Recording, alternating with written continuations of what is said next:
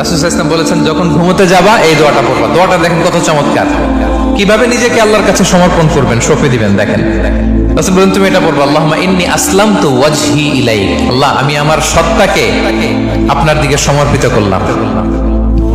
ওয়া ফাওয়াদতু আমরি ইলাইক, আল্লাহ আমি আমার সব কাজকে আপনার কাছে সুপর্দ করলাম।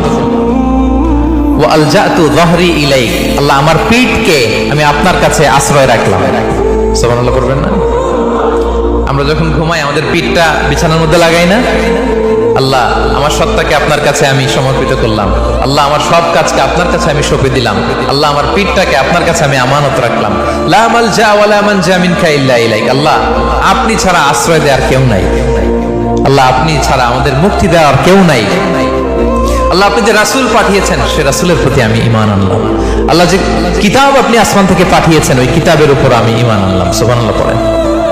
বিষ্ণু ইসলাম বলেন যখন কেউ এই দোয়াটা পড়বে রাত্রিবেলা, ফাইন মিত্তা ওই মিন লাইলাতিকা, ওই রাতে যদি তুমি মারা যাও, মিত্তা আলাল ফিতরা, তুমি ফিতরাতের উপর মৃত্যুবরণ করবে।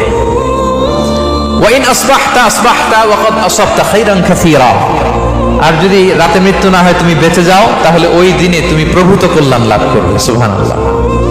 তাহলে বলেন এই দোয়াটা পড়ার দরকার আছে না নাই? এই দোয়াটা যদি কেউ পড়ে সে মারা গেলে ওই রাতে ফিতরাতের উপর মারা যাবে।